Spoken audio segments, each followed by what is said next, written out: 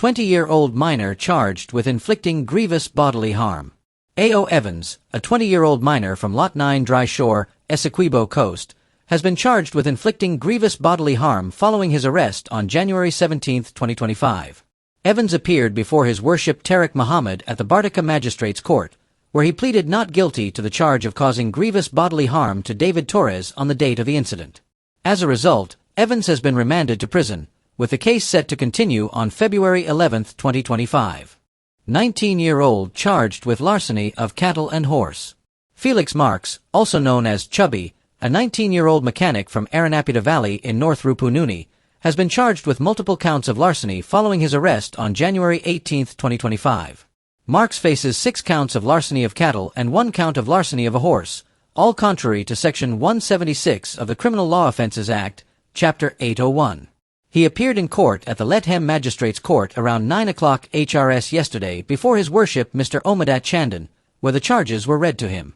Marks was not required to enter a plea and has been remanded to prison. The case has been adjourned to March 11, 2025, for further proceedings and report. Woman remanded on attempted murder charge. Guyana Times.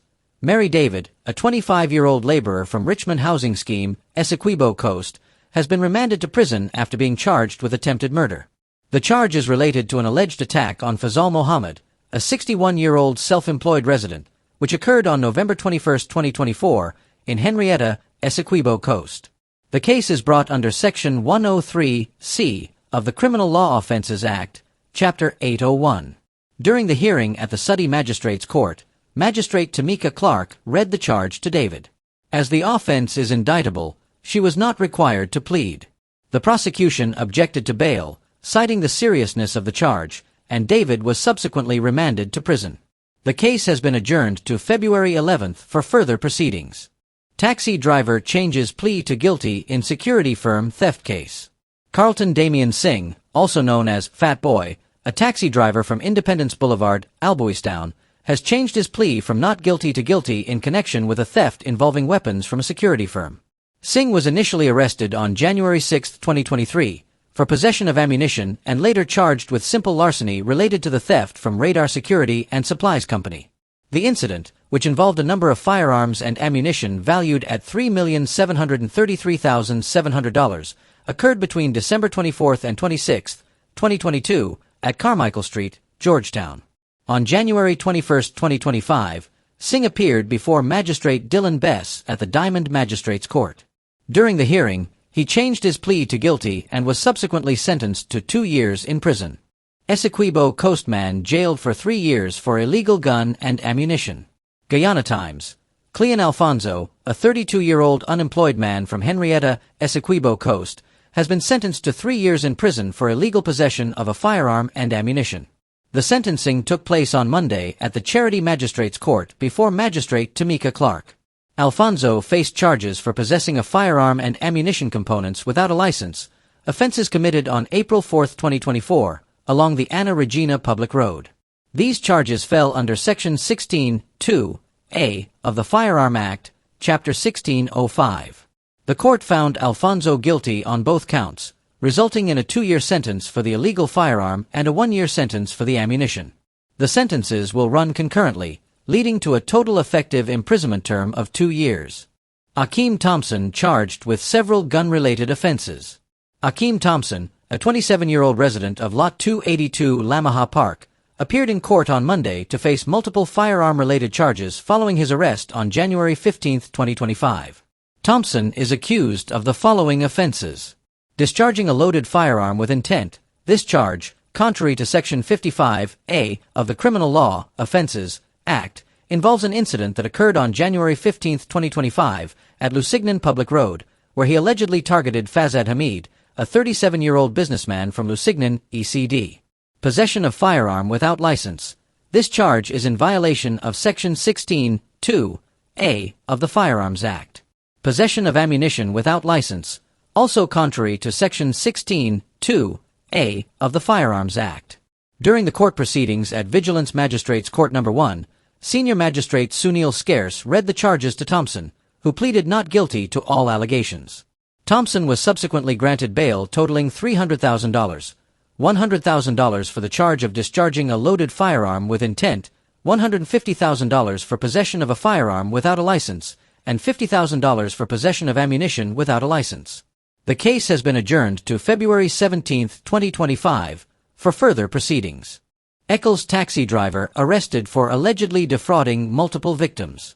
David Singh, a 39-year-old taxi driver from Lot 1246 Eccles' new scheme, is currently in police custody following allegations of fraud. The Criminal Investigations Department, CID, of the Guyana Police Force, GPF, is urging any individuals who believe they were defrauded by Singh to come forward and report to the Brick Dam police station. Singh is accused of obtaining money under false pretenses by claiming he could secure house lots for his victims from the Ministry of Housing. Reports indicate that he has previously faced 2 similar cases in court, and new allegations have emerged suggesting that he has defrauded several additional individuals.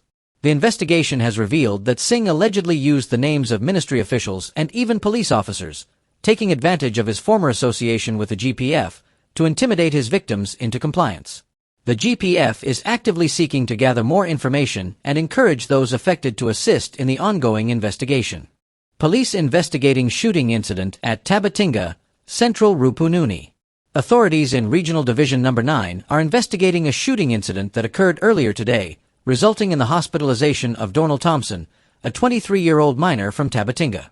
The incident took place between 10 o'clock and 11 o'clock HRS in a known hotspot area where a group of 4 men was gathered. Reports indicate that the group was approached by a suspect, accompanied by an unidentified male on a motorcycle, alongside Thompson, who was also on a motorcycle. Following the initial encounter, several gunshots were fired, but it remains unclear which individuals were responsible for the shooting. Thompson sought medical attention at the Letham Regional Hospital, where he was treated for gunshot wounds to the right side of his back and right arm. He is currently in stable condition and is under police guard. Detectives processed the scene and recovered 6 9mm spent shells. One of the known suspects on the motorcycle has been arrested, and his hands were swabbed for gunpowder residue. He remains in custody as the investigation continues. In addition, Thompson and 2 other men present during the incident have also been swabbed for gunpowder residue as part of the investigation. Police are actively following leads to determine the circumstances surrounding the shooting. More container scanners to be procured to tackle smuggling and drug trafficking. News source Guyana. The government of Guyana is set to enhance its efforts against drug trafficking and gun smuggling by procuring additional container scanners for wharves that handle international shipments. This initiative comes as various government agencies collaborate to address the growing challenges posed by transnational crime. During an appearance on the Department of Public Information's Budget in Focus program, Robeson Ben, Minister of Home Affairs, emphasized the critical impact of transnational crime on the nation. He outlined the collaborative efforts being made between local law enforcement and agencies such as the Guyana Revenue Authority, GRA, to bolster security at wharves and shipment facilities. Ben stated, with the GRA and others, we are looking forward to putting in more scanning, particularly for goods which are coming into Guyana, to get on top of the question of gun smuggling and cocaine. The initiative aims to improve the scanning of incoming containers, barrels, and boxes for illicit goods. The minister also highlighted plans for collaboration with international partners to enhance training for local security personnel in combating transnational crime. He noted that Guyana has become a victim of such crime, necessitating a robust response. Ben mentioned ongoing regional engagements with organizations like CARICOM Impacts, as well as partnerships with Brazilian and Surinamese authorities, and agencies such as Interpol and the UK Police. He pointed out recent successes, including the extradition of an individual to the United States for crimes committed there. While acknowledging that local agencies currently lack sufficient resources to tackle transnational organized crime effectively, Ben expressed optimism about investments in training and equipment.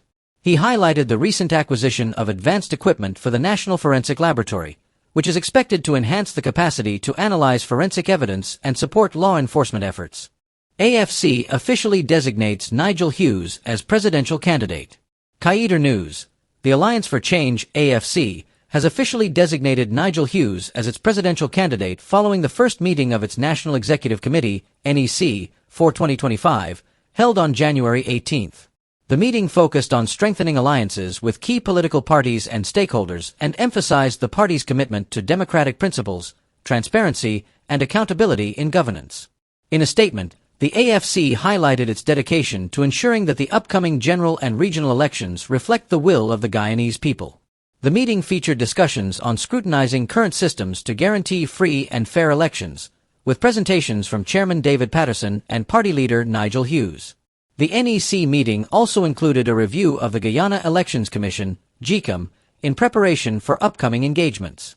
A preliminary discussion on coalitions and alliances was led by co-founder Kemraj Ramjatan, where 2 motions were approved, one mandating party executives to pursue coalition discussions for the 2025 elections and another to establish campaign committees.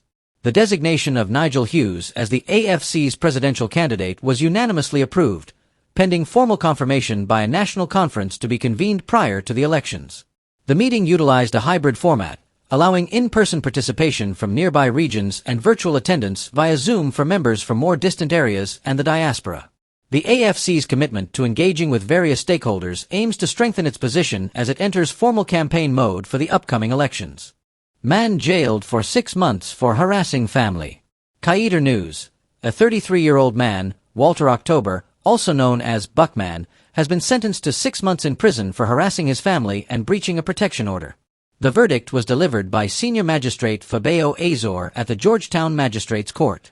October was charged with violating a protection order issued in favor of his father, Hughes October, and stepmother, Abina Rockcliffe. The incidents occurred on January 19, 2025, at Lot 116 Regent Street, Georgetown, where he came within 200 feet of Rockcliffe and approached his father's business within 300 feet, thus violating the order. Rockcliffe testified that she had filed the protection order earlier that same day, and shortly thereafter, October was seen breaking a window to gain entry into their shop. She recounted, "Sunday afternoon, when I came from the airport, he was breaking the window to come inside the shop." Hughes October explained that taking legal action against his son was a last resort to protect their business. He detailed how October had repeatedly vandalized their store and threatened customers, significantly impacting their ability to operate. Rockcliffe added, "With this ongoing for several years, we are not getting any customers." Despite multiple reports to authorities, October was often bailed out by his mother, complicating the situation for his father and stepmother. They expressed frustration that despite claims of October being of unsound mind, they believed he was aware of his actions. Hughes stated, "He knows what he is doing. He is very intelligent."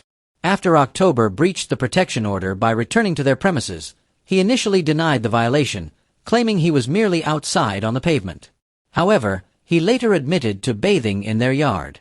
He pleaded for leniency, stating, "Ma'am, I'm begging for leniency." After considering the circumstances, Magistrate Azor sentenced October to 6 months in prison, emphasizing the seriousness of protection orders and the necessity of maintaining order. She stated, "If you are not willing to comply, we are going to have to send you to a place where that can happen." Despite October's plea for a lesser sentence, she reminded him that the maximum penalty for his offense could have been 1 year in prison. Hughes calls on government to balance lopsided budget ahead of passage. News source Guyana. Nigel Hughes, leader of the Alliance for Change, AFC, has urged the Guyanese government to reconsider the proposed $1.3 trillion 2025 national budget, warning that poor management of resources could lead to the country experiencing Dutch disease. In a recent interview, Hughes criticized the budget as lopsided, emphasizing its heavy focus on public infrastructure while neglecting the needs of the poor and vulnerable. He pointed out the pressing cost of living crisis affecting many citizens and called for a more balanced approach that prioritizes the populace over infrastructure projects. Hughes stated, "We have a cost of living crisis. The government should really call on the parliamentary parties and say, let us first of all establish what our priorities would be." He advocated for prioritizing assistance to the people before allocating significant funds to infrastructure.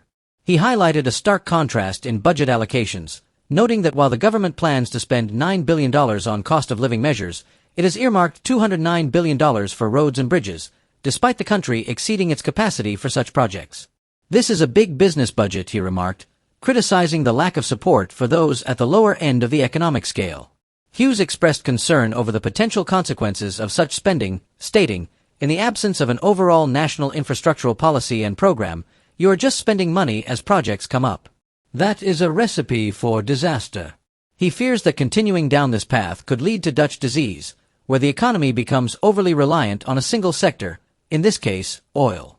The AFC leader called for a comprehensive rethinking of the budget, arguing that it disproportionately benefits the wealthy while leaving the poor dependent on handouts. We cannot in 2025 allow this level of transfer of wealth to a small, already ridiculously wealthy set of friends, family, favorites and flatters, he stressed. Hughes also pointed out that while the country's economy has grown significantly due to the oil sector, traditional sectors such as sugar and gold are underperforming. He emphasized the importance of the non-oil economy in generating foreign currency to manage debts and called for better long-term planning regarding the Natural Resource Fund. In 2024, the central government recorded a deficit of $376.4 billion, or 7.3% of GDP, with expenditures exceeding revenue earnings by a significant margin.